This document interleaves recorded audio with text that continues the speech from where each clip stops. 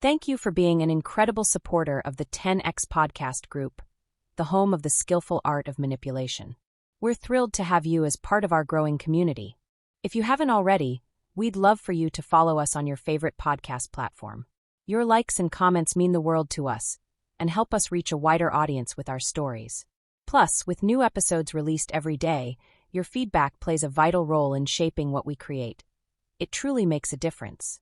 Your loyalty and enthusiasm fuel our passion for crafting gripping tales, and we're so grateful for your support. Today, we're excited to present Blood Type Influencer, a story that promises to keep you on the edge of your seat. Let's dive into this thrilling narrative together. Chapter 1: The Diagnosis. The fluorescent lights hummed like a swarm of wasps overhead, their glare bleaching the color out of everything. The peeling beige walls, the wilted potted plant in the corner, even the doctor's face as she opened her mouth to say the words that would change my life. Or more accurately, monetize it. Stage 4 kidney failure, Dr. Patel said, her voice crisp, professional, and utterly detached. She might as well have been reading a takeout menu. At this point, dialysis is mandatory. A transplant is your only long-term hope. I didn't cry. I didn't scream. I didn't do any of the things they show in those Lifetime movies where the plucky heroine clutches her pearls and vows to fight.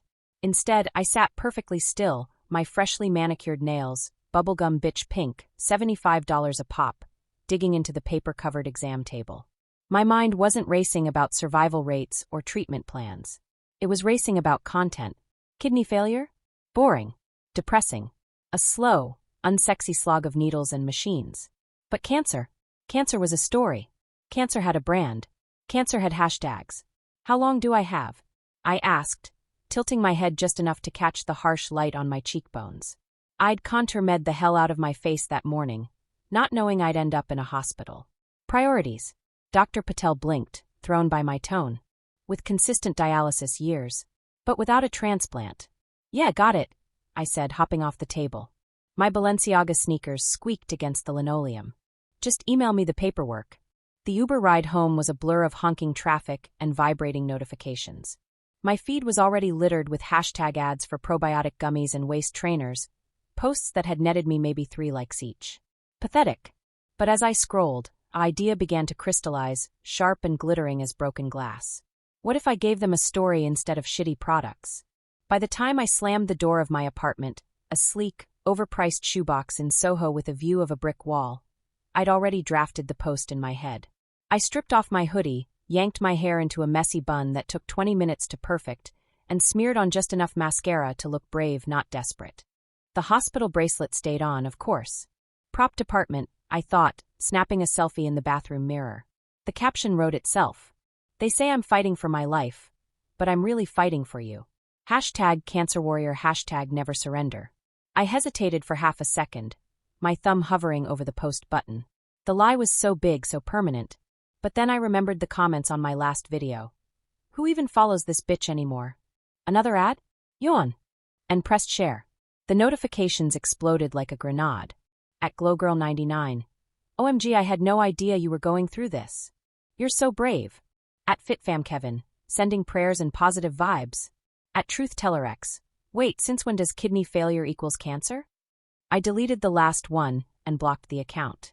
The next morning, I woke up to 50K new followers and a DM from a vitamin company. Your strength is inspiring. Let's collab on a Wellness Warrior bundle. By noon, I'd signed a deal for 20% of sales on their overpriced turmeric capsules. By 3 p.m., I was filming a tearful GRWM, Get Ready With Me, chemo edition. In my bathroom, dabbing non-existent tears with a Kleenex while promoting a $200 self-care candle.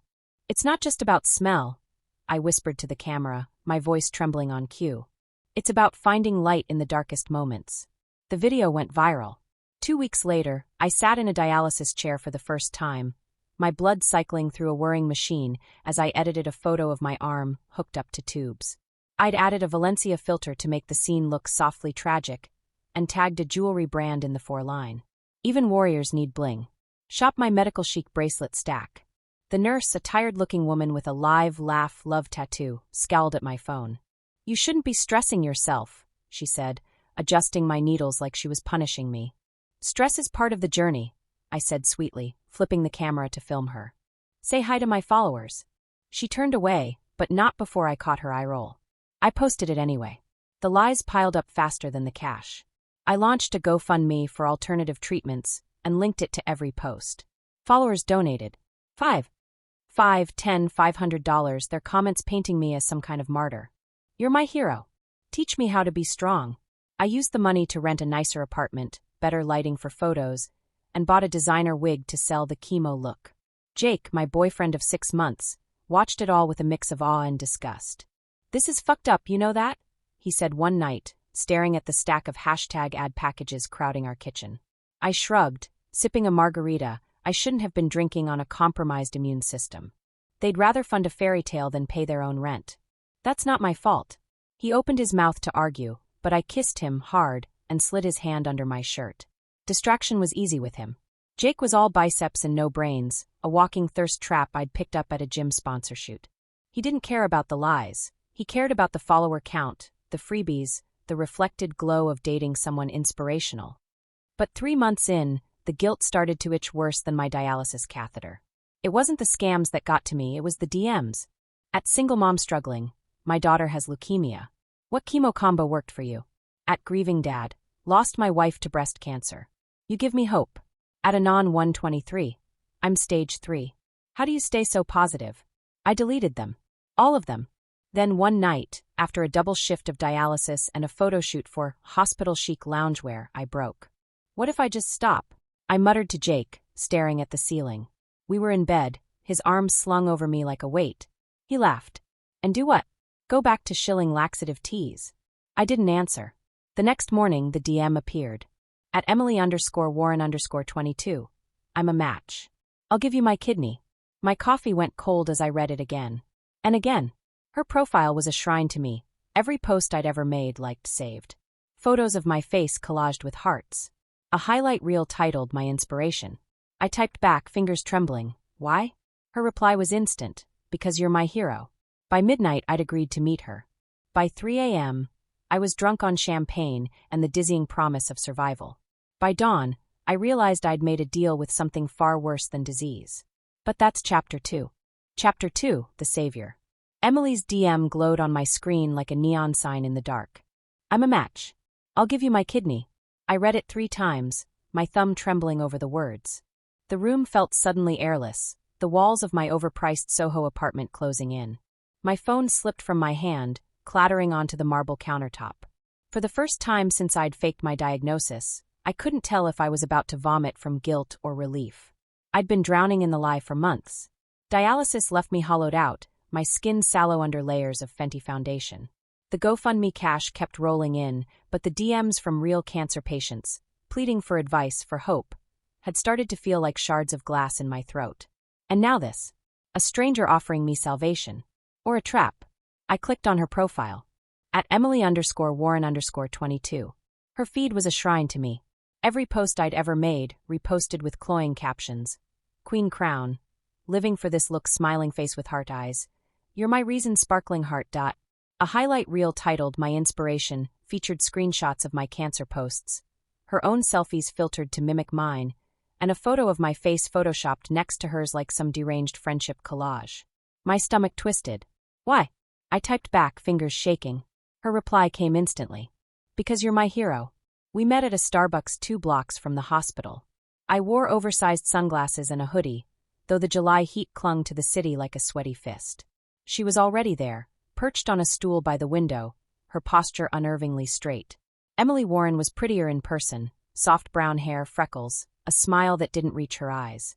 She looked like the girl next door in a horror movie. I brought my medical records, she said, sliding a folder across the table. Her nails were painted pastel pink, chipped at the edges. Blood type, tissue compatibility, everything. I'm perfect. I flipped through the pages, the jargon blurring. HLA matching. Cross-match negative. It looked legit. How'd you even know I needed a kidney? Her laugh was too high, too eager. You mentioned dialysis in your GRWM video last week. The one where you cried talking about your chemo curls. She air-quoted the last words, and my blood went cold. Right, I said, forcing a smile. So why me? She leaned in, her voice dropping to a whisper. Because you're real. You don't sugarcoat things. When you posted about shaving your head, I felt that. She touched her own hair, thick and shiny. I want to help you keep being brave. The lie curdled in my chest. She thinks I'm brave. The tests confirmed it. Emily was a match. Dr. Patel raised an eyebrow when I brought her in. You're fortunate, she said, scrolling through Emily's files. Living donors like this are rare. Emily beamed, squeezing my hand. It's destiny. The surgery was scheduled for October 12th. I spent the next 2 weeks filming pre-op diaries, me crying in a hospital gown rented, hugging Emily stiffly, and plugging a surgery survival kit collab with a makeup brand. The comments section was a tsunami of heart emojis. This is the most beautiful friendship, loudly crying face. Faith in humanity restored. Take my kidney too, smiling face with heart eyes. Emily reposted every clip, adding her own saccharine commentary. So honored to walk this journey with my idol, revolving hearts. Her follower count tripled. The night before the surgery, Jake found me hunched over the bathroom sink, scrubbing fake tears off my face. You're really gonna do this? He said, leaning against the doorframe. His biceps flexed under his threadbare tee, the one I'd bought him to match my casual sick girl aesthetic. I don't have a choice, I snapped. You think I want some psycho's organ inside me? He smirked. You wanted her followers, though. I threw a mascara wand at him. It clattered into the shower. Get out. He left, but not before muttering, You're gonna regret this. Theor was colder than I'd imagined. Or maybe that was the fear. I lay on the table, staring at the ceiling tiles while nurses prepped my four. Emily was already under, 2 rooms over, her kidney waiting to be harvested. What if she dies? The thought slithered in unbidden. What if I kill her? The anesthesiologist patted my arm. Count backward from 10. I made it to 7. When I woke up, Emily was sitting beside my bed. Her face was pale, dark circles bruising her eyes, but she smiled like she'd just won the lottery. Hey, Rumi. I tried to speak, but my throat was sandpaper. She held a straw to my lips, her fingers icy. They said everything went perfect, she said. We're connected now. Literally. She giggled, high and shrill.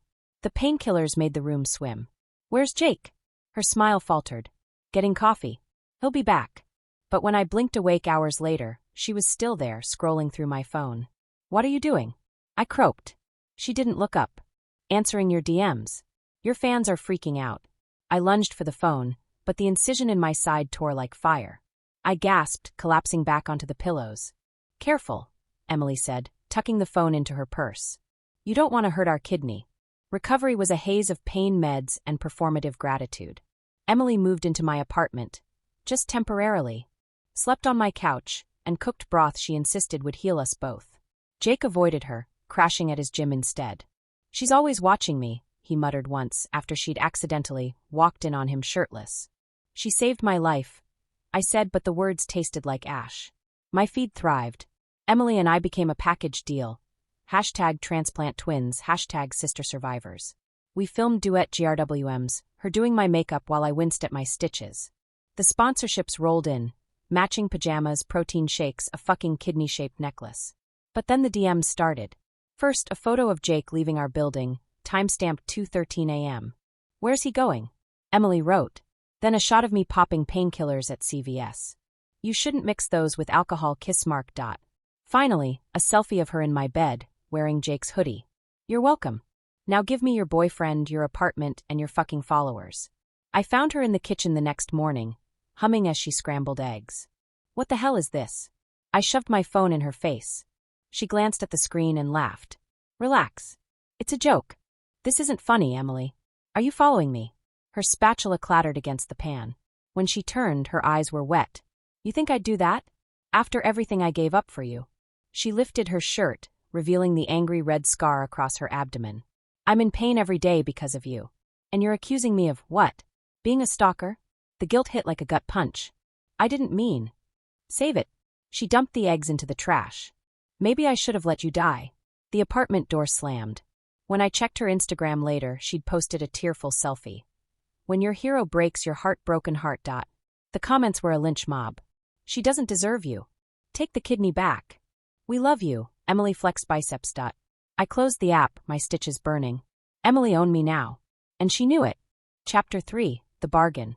The stitches in my side itched like a colony of ants had taken up residence beneath my skin, a constant, crawling reminder of the debt I owed. Emily's kidney wasn't just an organ. It was a leash, and she'd started yanking it hard. She sat cross-legged on my bed, wearing my silk robe, painting her toenails bubblegum bitch pink while scrolling through my Instagram DMs. "This one's juicy," she said, holding up my phone like a trophy. "How do you stay so strong?" "Ugh, boring. Let's spice it up." "Give that back," I snapped, lunging for it. She jerked the phone away, smirking. "Relax. I'm just optimizing your brand. Your replies are so basic." She tapped out a response, her tongue poking between her teeth. "There. Now you sound human." I snatched the phone. The screen glared back.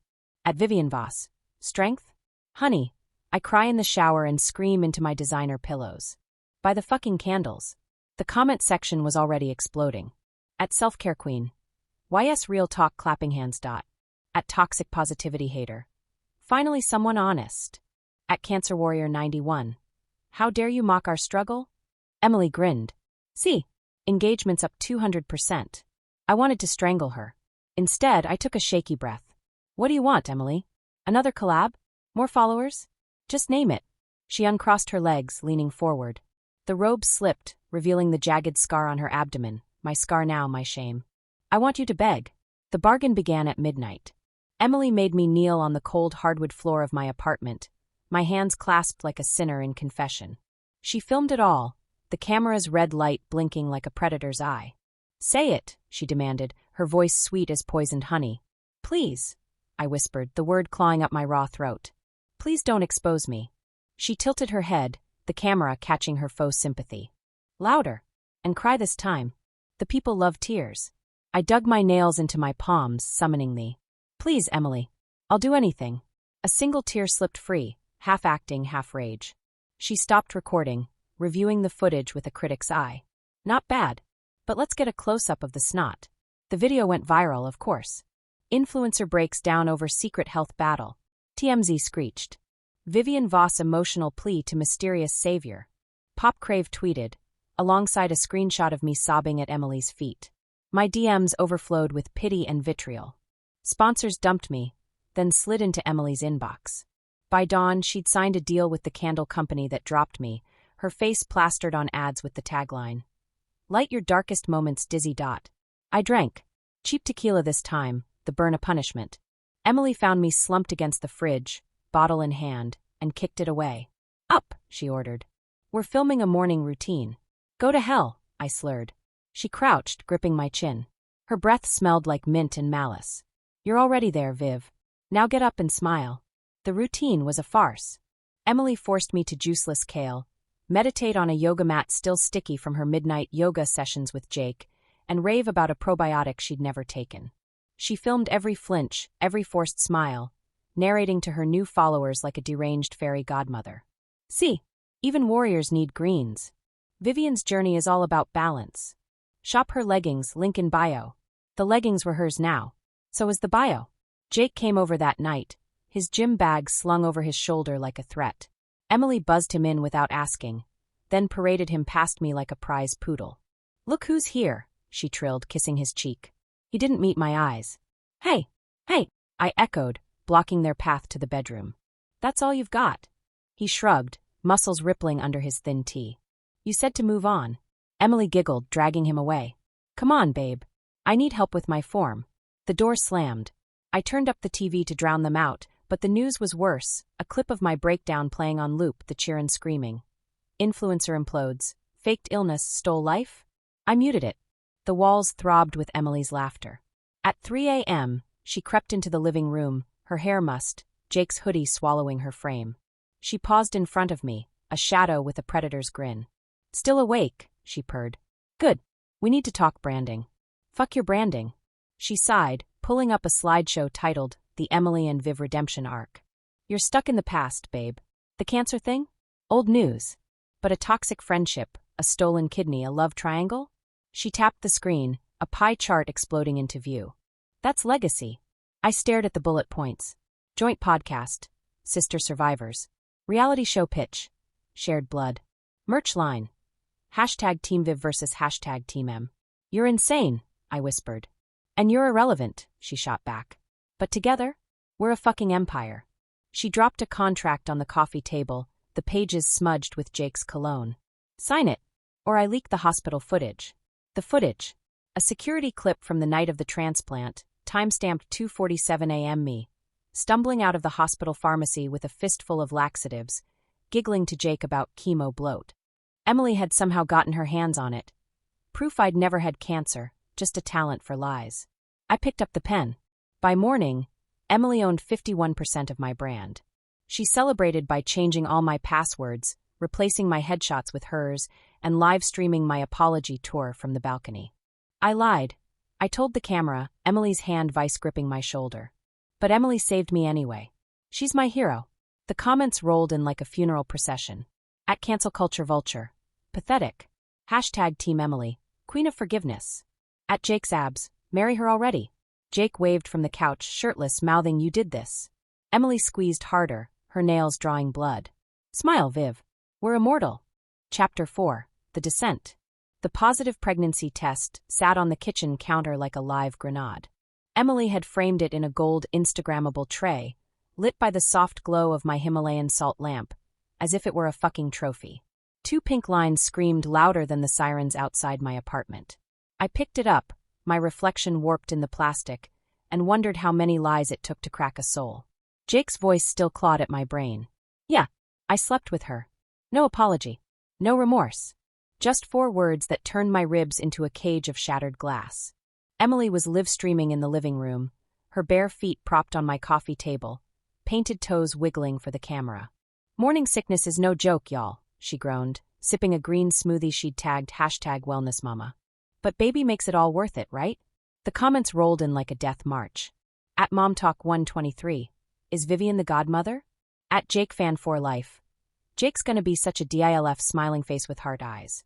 At Truth Warrior. This is disgusting. She stole her kidney and her man? I stormed into the frame, snatching the smoothie out of her hand. We need to talk.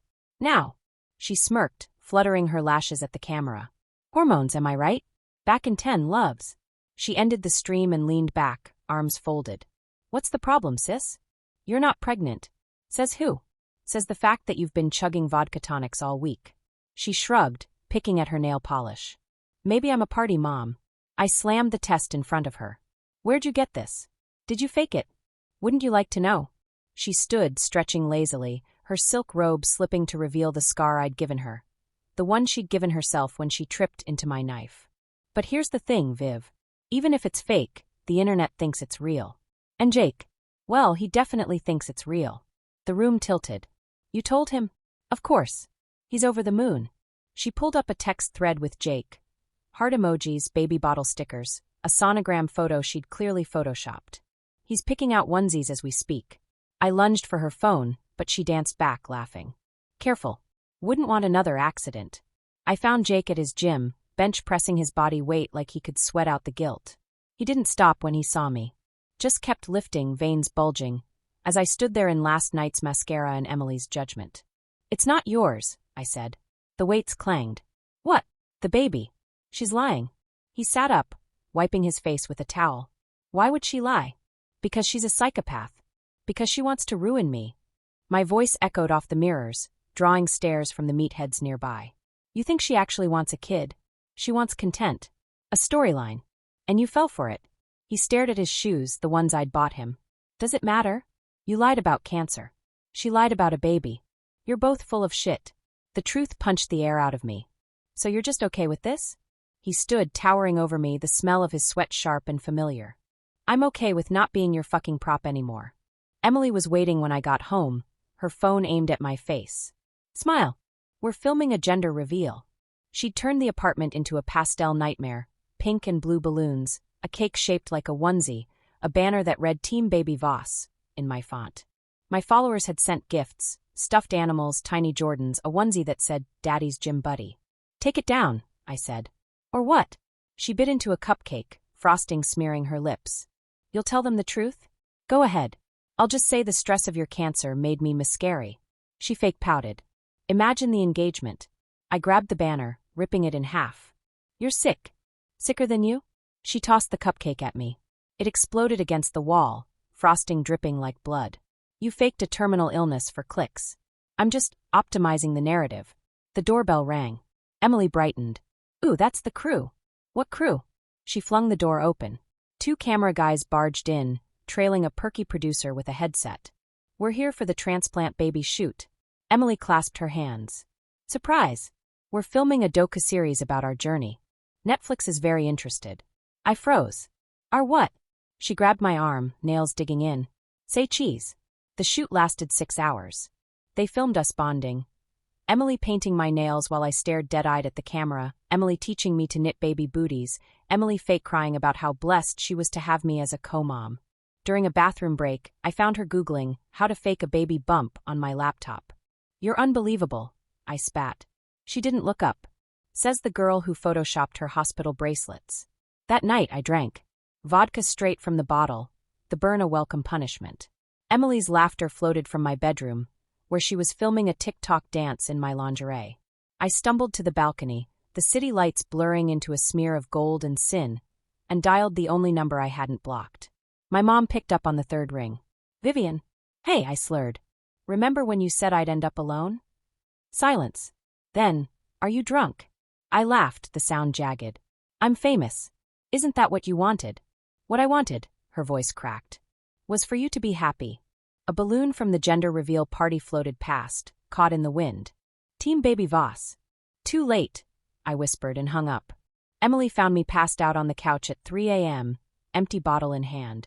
She filmed it all, the mascara streaks, the drool, the hashtag-worthy rock bottom, and uploaded it with the caption, "Recovery isn't linear, broken heart, hashtag transparent journey, hashtag addiction awareness." The comments were merciless. At Sober Sis, "This is triggering." At Cancel Viv, "She's a mess." Emily deserves the account. At Jake Forever, "Glad he dodged this train wreck." I woke to Emily shaking me, her grip vice tight. "Rise and shine, co-mom. We've got a prenatal yoga collab at 7. I lunged for her throat. We crashed into the coffee table, glass shattering, cameras rolling. She clawed my face. I yanked her hair.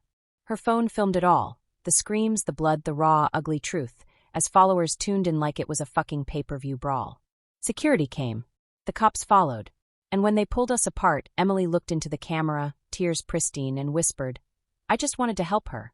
Chapter 5, The Takeover.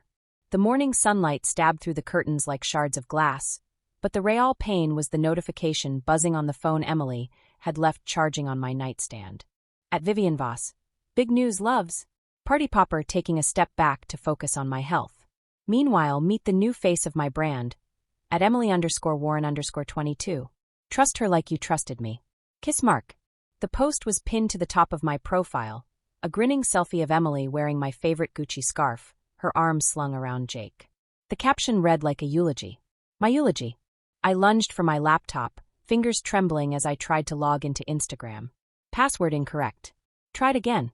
Incorrect. My email? Locked. Even my fucking Netflix account had been rebranded to Emily's Chill Zone. "You bitch." I screamed into the empty apartment, hurling the laptop against the wall. It shattered, plastic shards skittering across the floor like broken bones. Emily's laugh rang out from the hallway.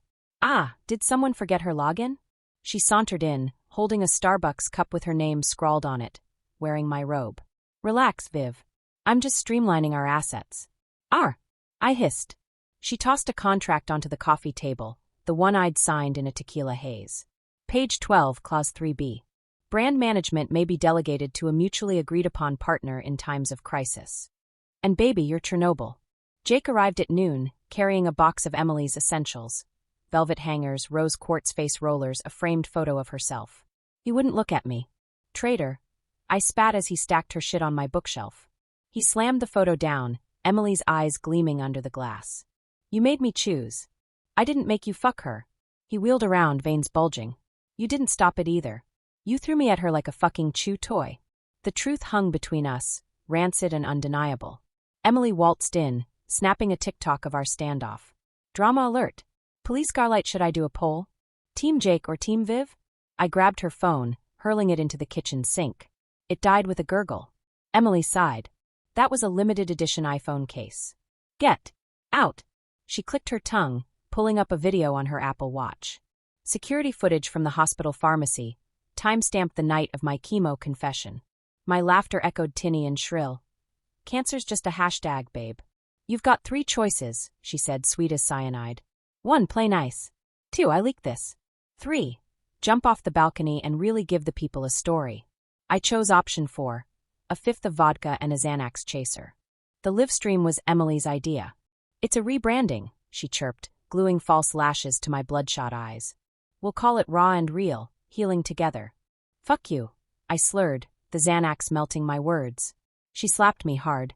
Smile, or I'll tell them about the abortions. The camera blinked on. Emily positioned us on the couch, her hand clamped on my thigh like a vice. Hi, warriors, she cooed. As you know, Viv's been struggling lately. But that's why I'm here. To lift her up just like she lifted me. The comments rolled in. At Sisterhood Squad, this is beautiful loudly crying face. At Cancel Viv, she looks wasted. At Jake Forever, marry Emily already. Emily squeezed my thigh, nails drawing blood. Tell them how much you love me, Viv. I stared into the lens, my reflection a grotesque parody. Smudged mascara, forced smile, Emily's arms slung around me like a python. She's my hero. The gifts exploded. Digital roses, cash donations, a fucking diamond crown. Emily blew kisses, tears glistening on command. Your support means everything. Now shop our new collab. Warrior Wellness Gummies. She held up a bottle of melatonin laced with CBD, the label plastered with our faces. Mine was from last year. Afterward, I found the pregnancy test in her drawer. Not the fake one from before, a new one. Negative. Dated 2 days ago. Confronting her was a blur. You lied, I seethed, waving the test in her face. To Jake. To everyone. Emily glanced up from her MacBook, where she was editing our live stream. So, he thinks you're having his baby. She smirked. And, miscarriages get great engagement. I've got a whole content calendar. The room spun. You're sick, says the girl who faked cancer for a Sephora sponsorship. She stood circling me. But here's the thing, Viv. You're stuck. If you expose me, you expose yourself. If you stay, I own you. Either way, I win. She was right. I was a ghost in my own life, haunting the edges of her empire. That night, I broke into her laptop. A folder titled Research held photos of other influencers, wellness gurus, mommy bloggers, a British girl with a sob story about lupus. All had interacted with Emily. All had disappeared from social media months later. One name stood out, Lila Torres. A fitness influencer who'd vanished after a mental health break. Her last post was a blurry selfie with Emily, captioned, My guardian angel baby angel. I dug deeper, my hands shaking. Expunged court records. Emily had been charged with stalking in 2019. The case was dropped when the victim recanted. She's done this before. The bathroom door creaked. Emily leaned against the frame, sipping my kombucha. Find anything interesting? I slammed the laptop. You're a predator. And you're a product. She crouched, tilting my chin up. But don't worry. I'll take good care of you. Just like I did Lila. I ran. Not far, just to the bodega down the street, where I bought burner phones and a bottle of cheap gin. The cashier recognized me. Ain't you that cancer girl? I didn't answer. Back home, I called every contact I hadn't burned. Lawyers, agents, even my estranged dad. Voicemails. Due to high demand. This number is disconnected. Jake answered on the last dial. Emily's lying, I choked. The baby, the transplant, it's all a scam. She's done this to other people. Silence. Then, I know. The floor dropped. What? She showed me the folder weeks ago. The stalking charges, the influencers. It's fucked up. But Viv. His voice hardened. You're worse. You did this sober. The line died. Emily found me on the fire escape, the gin half gone, the city lights swimming below. Ah, melodrama, she said, snapping a photo. Should I caption it before the jump? I hurled the bottle. It shattered at her feet. Why me? She stepped over the glass, her smile a razor. Because you're perfect. Beautiful, corrupt, hungry. You made it so easy. I lunged. We grappled, knees scraping concrete, nails drawing blood. She was stronger than she looked. Do it, she gasped, her head dangling over the edge. Push me. Become the villain. I froze. She laughed, wild and unhinged. You can't. You're weak. The door burst open. Jake stood there, phone raised. Smile, Viv. The flash blinded me. By dawn, the photo was everywhere. At Popcrave. Violent influencer attacks pregnant savior. Emily was hospitalized with minor injuries, holding a press conference from her gurney. I just wanted to help her, she sobbed, a neck brace cinching her lies. I was arrested in pajamas, the world watching as they cuffed me. Emily blew a kiss from her stretcher. Checkmate, bitch. Chapter 6, The Crucible. Jail smelled like bleach and hopelessness. The fluorescent lights buzzed like wasps, flickering over the graffiti-etched bench where I sat, picking at the peeling vinyl. My orange jumpsuit itched, the fabric stiff with someone else's sweat. Across the cell, a meth head named Tanya muttered Bible verses through cracked teeth. I'd been in here 72 hours, but time had turned to sludge, thick, suffocating, endless. The cops had paraded me through a gauntlet of cameras, Emily's attack footage playing on loop in the squad car. Cancer fraudster turns violent. TMZ screeched. My mugshot, mascara smeared, lips snarling, had already been memed into oblivion. Viv the Shiv, Twitter christened me. Incarcerated influencer. I'd been processed, strip-searched, and tossed into this concrete shoebox with nothing but my rage and a commissary order form. No bail. No lawyer. Just the echo of Emily's voice in my skull. Checkmate, bitch. The first visitor wasn't my mom. Vivian Voss? A guard barked, jangling keys. Attorney. I shuffled into the visitation room, cuffed wrists chafing. Behind the plexiglass sat a woman in a navy blazer, her dark hair slicked into a ruthless bun. She looked like a corporate assassin. I'm Miranda Cruz, she said, sliding a business card under the partition. Cruz and Associates, Crisis Management. Your father hired me. I blinked. My dad had ghosted when I was 6, leaving behind a pack of Camels and a Kidz Bop CD. Bullshit. She smirked. He saw your arrest on ESPN. Thinks you're entertaining. Wants to monetize your trial. The laugh that tore out of me was feral. Tell him to fuck himself. Gladly. But first, she opened a manila folder, revealing photos of Emily. Let's talk about your savior. The top photo showed Emily at a press conference, her neck brace gleaming under studio lights. Caption. I forgive Vivian. We need to protect women from manipulation. She's pitching a nonprofit, Miranda said. The Emily Warren Foundation for Mental Health and Transplant Awareness. Donations were pouring in. Next photo, Jake, arm around Emily, waving to paparazzi outside my old apartment. Your ex is co-signing her book deal, Miranda said. Sacrifice and Survival. How I Loved a Liar. The last photo froze my blood. Emily and a silver-haired man at Carbone, clinking champagne flutes. Senator Richard Warren. Her father. Wait, I choked. She's a Warren? As in Warren Pharmaceuticals? Miranda nodded. Daddy's the reason her stalking charges vanished. He's also funding her foundation. You're not just fighting Emily, you're fighting a billion-dollar empire. I stared at the photo, Emily's smile sharp enough to slit throats. All this time, she wasn't just a stalker. She was a goddamn heiress with a vendetta. Why tell me this? I said. Miranda leaned closer. Because I want to bury her. And you're the shovel. The plan was suicide. Miranda needed me to testify against Emily, expose the blackmail, the fake pregnancy, the stolen kidney. In exchange, she'd get my charges reduced to misdemeanors. Probation, community service, and a lifetime of side-eye, she'd said. But first I needed proof. Lila Torres, Miranda said, sliding a file to me. Sound familiar? The photo showed a vibrant Latina woman mid-lunge, dumbbells raised. Her Instagram handle, at Lift with Lila, had been inactive for 18 months. Emily's first project, Miranda said. Lila accused her of harassment, but the case vanished. Just like yours will. So find her, I said. I did. Miranda's gaze turned grave. She's dead. Overdose. But her sister's willing to talk. She slid a number across the table. Maya Torres. Call her. Today. The payphone stank of urine and despair. I dialed, praying Maya wouldn't hang up. Hello. A woman's voice, wary. Maya. It's Vivian Voss. I know who you are. Her tone iced over. Why the fuck are you calling? Emily Warren killed your sister. Silence. Then a shaky breath. Prove it. I told her everything. The folder on Emily's laptop, the stalking charges, the influencers who'd vanished. Lila wasn't her first. And I wasn't her last. Help me stop her. Maya's voice cracked. Meet me. But if this is a trick. It's not, I said. I've got nothing left to lose. Miranda pulled strings. A medical emergency got me cuffed to a hospital bed for 2 hours, long enough for Maya to visit. She looked like Lila, but harder. Dark circles, a septum piercing, a tattoo of her sister's name on her wrist. Emily stalked Lila for a year, Maya said, handing me a thumb drive.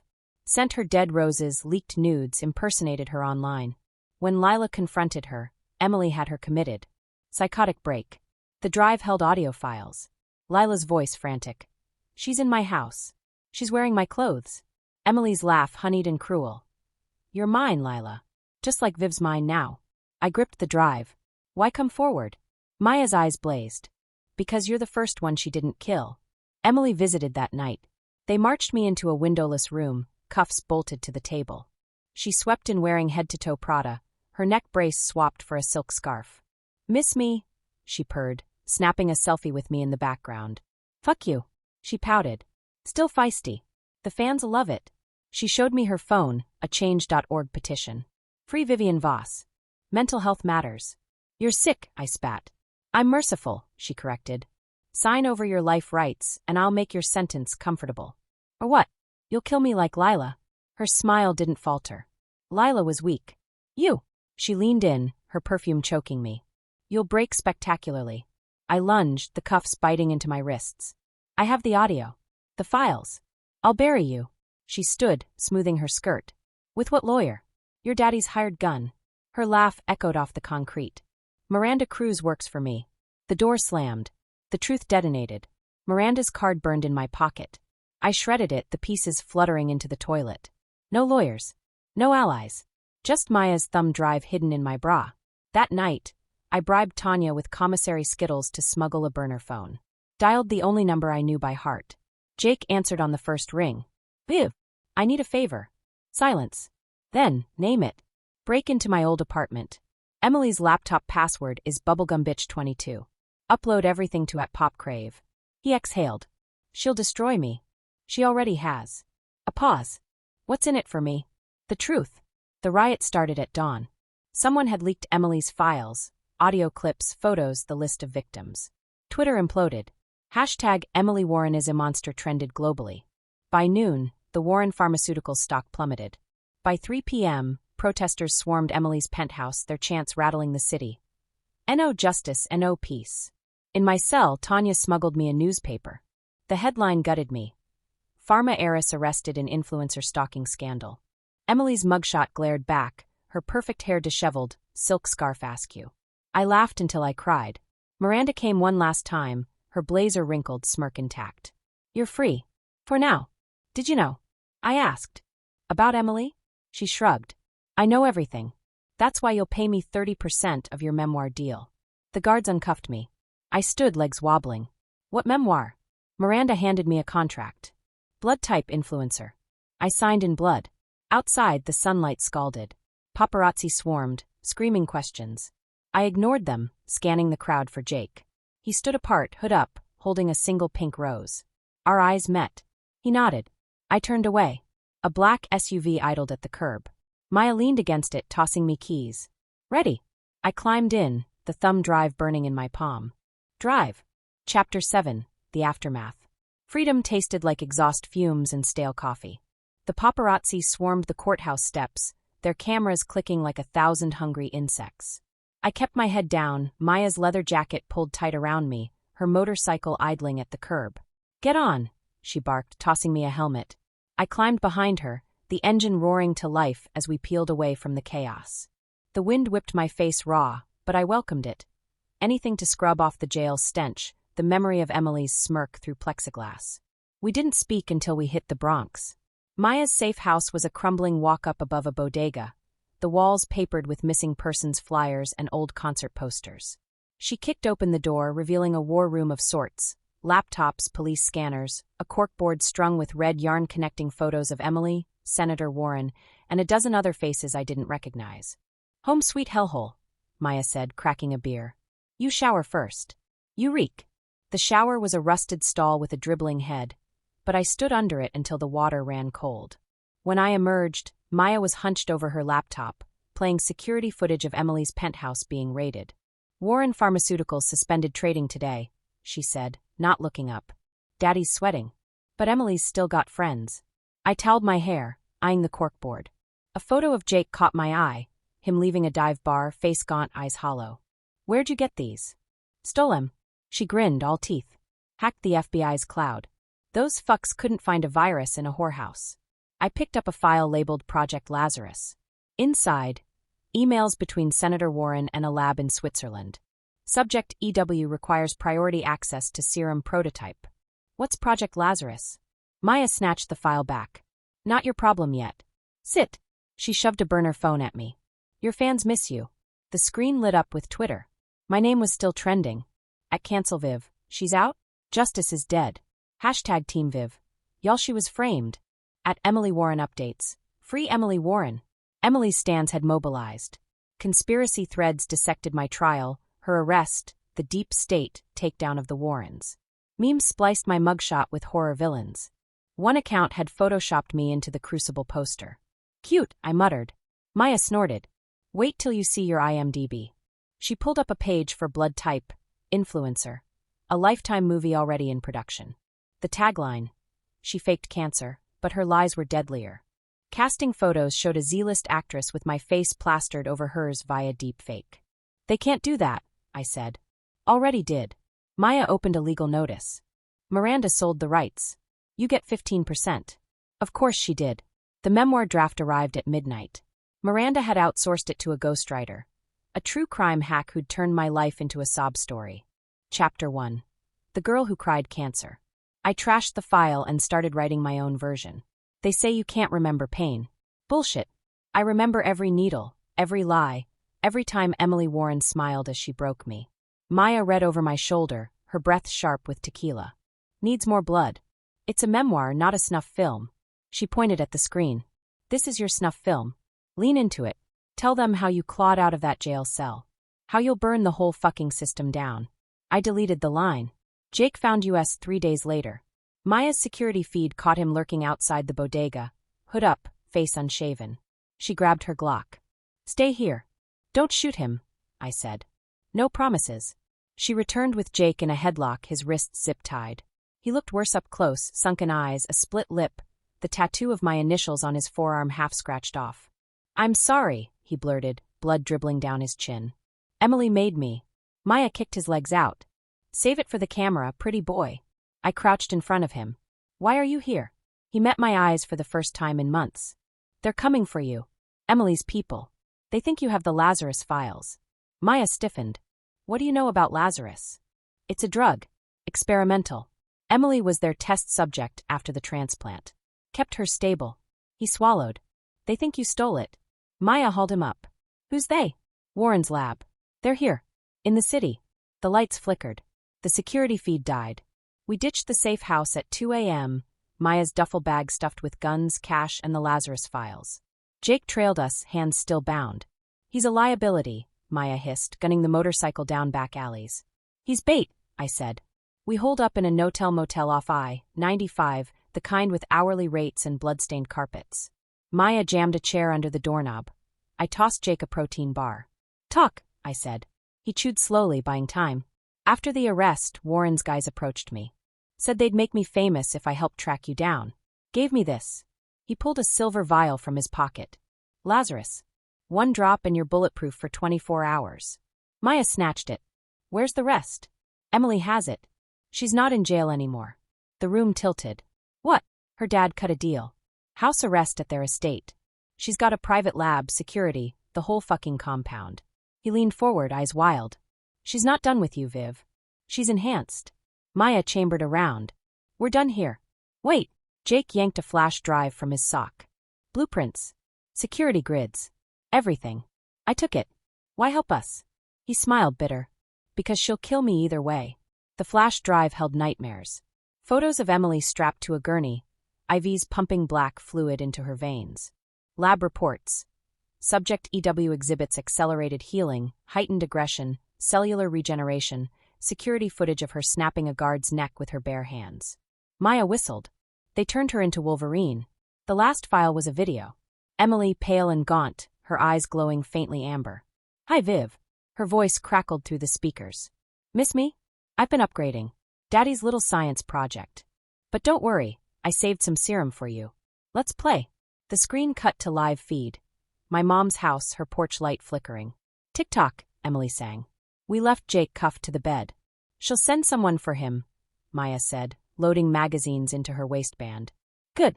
The highway blurred. I clutched the Lazarus vial, Jake's warning echoing. 1 drop and you're bulletproof. Maya glanced at me. Don't even think about it. I pocketed the vial. Mom's house was dark. No reporters, no cops.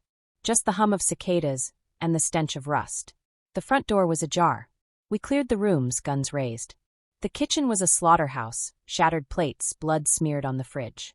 A trail led to the basement. Mom lay on the concrete, her neck bent at an impossible angle. Emily crouched beside her, licking blood off a blade. "You're late," she said. Chapter 8, The Serum. Emily's blade glinted under the bare basement bulb, her amber eyes glowing like feral headlights. She rose slowly, her movements fluid, unnatural, the Lazarus serum humming beneath her skin. My mother's body lay between us, her vacant eyes reflecting the horror I couldn't scream. "You bitch," I choked, the gun trembling in my grip. Emily tilted her head, a mockery of sympathy. "Ah, Viv. You know I couldn't let her live. She'd have humanized you." I fired. The bullet tore through her shoulder. She staggered, laughed, then healed. The wound stitching itself closed in seconds, black veins spidering under her skin. "That's new," Maya muttered behind me, her Glock trained on Emily's chest. Emily lunged. The world blurred. She moved faster than humanly possible, slamming Maya into the concrete wall. Bone crunched. Maya slid down, gasping, as Emily pivoted to me. "Your turn," she purred. I emptied the clip. Bullets punched into her torso, but she kept coming, each step knitting flesh and bone. Her fist connected with my jaw. I flew backward, crashing into my mother's sewing table, needles embedding in my back. Maya tackled Emily, stabbing a switchblade into her thigh. Emily roared, backhanding her into the furnace. Metal dented. Maya slumped, unconscious. "Enough," Emily hissed, yanking the blade from her leg. The wound sealed. "You're boring me." I scrambled for the Lazarus vial in my pocket, Jake's warning clawing at my mind. "One drop and you're bulletproof." But at what cost? Emily kicked me onto my back, her boot crushing my ribs. "Where is it?" "What?" I wheezed. "The serum. My serum." She crouched, digging her thumb into my bullet wound. White-hot pain seared. "You stole it. Give it back, and I'll make your death quick." Blood filled my mouth. "Go to hell." She sighed. "Always the hard way." Her fist arced down. I rolled, her knuckles cratering the floor. The vial slipped from my pocket, clattering into the shadows. Emily's eyes locked on it. "Mine," she snarled, lunging. I grabbed a pair of fabric shears and stabbed them into her calf. She screamed, more rage than pain, and backhanded me into the stairs. Wood splintered. The vial rolled toward Maya's limp hand. "No!" Emily shrieked, limping after it. I crawled, my vision swimming. Emily's fingers grazed the vial, just as Maya's eyes fluttered open. She grabbed it, hurling it to me. "Do it!" Maya croaked. Emily lunged at me. I ripped the cap off with my teeth and swallowed. The serum hit like napalm. Fire erupted in my veins, my bones cracking and reforming. My senses sharpened. I could smell Emily's rage, hear the flutter of moth wings near the bulb. She froze, nostrils flaring. "What did you do?" I stood, my body humming with raw, unholy power. Leveled the playing field. She attacked. This time I matched her speed. We crashed through the basement, fists and claws, a cyclone of shattered concrete and blood. She broke my arm. I shattered her knee. She healed. I healed. An endless loop of violence. Maya dragged herself to the stairs, shouting. "Her eyes. Go for her eyes." Emily's fist collided with my temple. I reeled, then retaliated, thumbs gouging at her amber irises. She howled, black blood oozing as her socket sealed. "You'll never win," she spat. "I'm perfected." "You're pathetic," I snarled. "Daddy's lab rat." The insult struck deeper than any blade. She faltered. I headbutt her, our skulls cracking like gunshots. She staggered, and I seized the shears, plunging them into her chest. For a heartbeat, she gaped, black blood bubbling from her lips. Then she laughed. "You think this matters?" She yanked the shears out, her flesh knitting. "I'll always be stronger. Faster. Better." The basement door exploded. Men in tactical gear swarmed, rifles raised, Warren Pharmaceuticals' private militia. "Down!" Maya tackled me as bullets rained. Emily vanished in the chaos, her laughter echoing. "Till next time, sis." The militia torched the house. We barely escaped, diving through a basement window as flames engulfed my childhood home. Maya's arm was broken, her face streaked with soot and blood. I carried her, the serum's power fading, agony returning in waves. We stumbled into the woods, collapsing by a creek. Maya splashed water on her face, grimacing. "How long?" "How long what?" "Till you turn into her." I stared at my reflection, my pupils flickered amber. "I don't know." She handed me the empty vial. We need more. No, I threw it into the creek. I'm not becoming that monster. Too late. She nodded at my hands. Black veins crept beneath my skin. Jake found us at dawn. He looked worse, gaunt, paranoid, a fresh burn scar on his neck. They tried to kill me. Join the club, Maya muttered. He eyed my veins. You took it. Had to. He grabbed my wrist, fingers pressing the blackened pulse point. It's accelerating. You need an antidote. There is no antidote, Maya said. There is. Jake pulled a USB from his boot. Warren's lab. The original formula. If we destroy it, the serum dies. She dies. Maya snatched it. Where's the lab? Upstate. Fortified. Impossible to breach. I stood, the serum's residue still humming. Nothing's impossible. The lab was a concrete monstrosity hidden in the Adirondacks, surrounded by electric fences and armed guards. We surveilled from a ridge, Maya mapping patrols, Jake loading stolen rifles. You'll need this. He tossed me a grenade. I stared at the compound, my enhanced vision picking out heat signatures. I'll go in alone. Bullshit, Maya snapped. The serum's fading. I've got one shot. I gripped the grenade. Create a diversion. Blow the east gate. She hesitated, then nodded. Don't die. Jake touched my arm. Viv, I'm sorry. For everything. I shook him off. Save it for the memoir. The diversion worked. Maya's Molotovs ignited the East Guard tower, drawing the militia. I scaled the north wall, my muscles screaming, veins now inky black. Inside, the lab was sterile, cold, lined with cells holding test subjects, twitching, mutated, begging. I found the server room. The Lazarus formula glowed on the screens, petabytes of data. I jammed the grenade into the mainframe, pulled the pin, and ran. The explosion tore the compound apart. Flames licked my skin as I fled, the serum's last dregs healing me. Guard screams faded. I reached the Trilene, collapsing as the lab imploded. Maya found me hours later, the serum's effects gone, my veins normal. Did it work? I rasped. She helped me stand. Let's hope. Emily's scream echoed through the forest. We turned. She staggered from the smoke, her amber eyes dimming, black blood oozing from every orifice. The lab's destruction was killing her. You, she seethed, clawing at me. I caught her wrist, brittle as ash. Game over. She crumbled, her body disintegrating into a pile of blackened bone and sludge. Maya spat on the remains. Rot in hell. Chapter 9, The Legacy. The woods were silent after Emily's scream died. No birds, no wind, just the crackle of the smoldering lab and the metallic tang of blood clotting in my throat. Maya knelt beside me, pressing a wad of torn fabric to the gash on my arm, but I barely felt it. The Lazarus serum had hollowed me out, leaving behind a brittle shell. My veins still pulsed faintly black under my skin, a tattoo of my sins. Jake emerged from the trees, his face ashen, staring at the pile of ash and bone that had been Emily. Is it over? No, Maya said, standing. Warren's empire doesn't die with his psycho kid. We need to burn the body. Already on it, I muttered, flicking a lighter I'd stolen from Jake's pocket. The flames caught quickly, devouring what was left of Emily Warren. Her remains hissed like wet logs, the stench of charred flesh and chemicals clawing at my lungs. Now what? Jake asked, voice small. Maya shouldered her rifle. Now we disappear. We split up. Jake vanished into the nearest town, cash in hand, promising to start over. Maya and I took the motorcycle, cutting through backroads until we hit a derelict cabin in the Catskills. The walls were paper-thin, the roof sagging, but it had a wood stove and a view of the valley. A good place to rot. The serum's withdrawal hit hard. Fevered dreams of Emily's amber eyes, phantom pains where bullets had torn through me, and a hunger that no amount of canned beans could satisfy. Maya hunted rabbits and patched the roof while I wrote. The memoir. Not Miranda's sanitized lie. Mine. They'll call me a monster. A liar. A killer. They're right. But before you judge, let me tell you how it feels to sell your soul for likes, to trade your humanity for a hit of serum, to love someone so much you let them destroy you. Maya read pages over my shoulder, her breath sharp with whiskey. Needs more rage. It's not about rage, I said. It's about regret.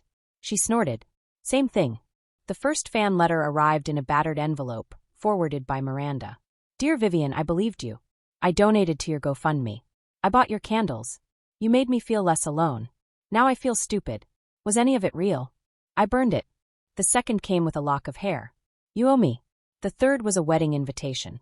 Join us for the union of Jake Carter and Emily Warren. RSVP enclosed. Maya found me hyperventilating over it, the paper crumpled in my fist. It's a trap. Or a sick joke, I said. She checked the postmark. Upstate. Warren's estate. The date was tomorrow. We went armed.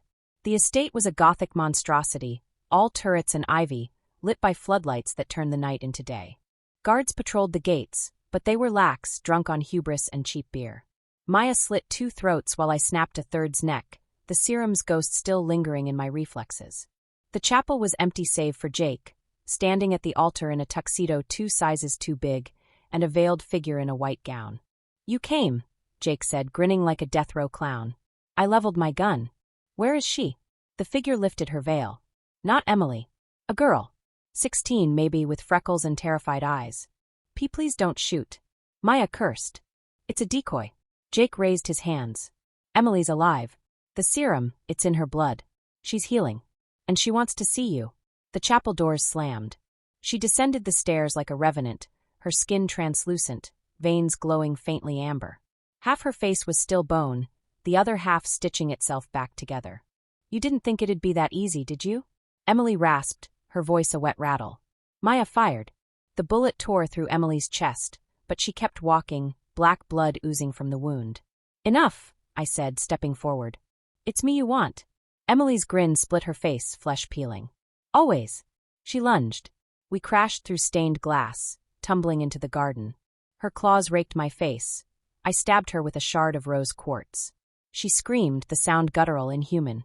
You'll never win, she hissed. I already lost, I said, driving the shard deeper. But so did you. The mansion erupted in gunfire. Maya's doing. Emily staggered, her body failing. This isn't the end. Yes, I said, it is. I snapped her neck. This time she didn't heal. Maya found me cradling Jake's body in the chapel. He'd taken a bullet meant for me, his blood soaking into the pews. Why? I whispered. He smiled, crimson bubbles on his lips. Told you. I'm sorry. His hand went limp. The memoir hit shelves 6 months later. Miranda packaged it as a cautionary tale, but the dedication page was mine. For the girl who believed the lie. For the boy who died for it. For the monster I became. It sold 1 million copies in a week. Maya disappeared into the Alaskan wilderness, leaving a postcard. Don't come looking. I bought a cabin in the Rockies, far from Wi-Fi and headlines. The black veins faded, but the hunger stayed, for answers, for absolution, for the rush of a lie too sweet to resist. Sometimes at night, I log into a burner account and scroll the comments. At Truth Seeker, Vivian Voss is a hero. At Emily Forever, she's a murderer. At Cancelled Queen, when's the sequel? I never reply. But I'm writing.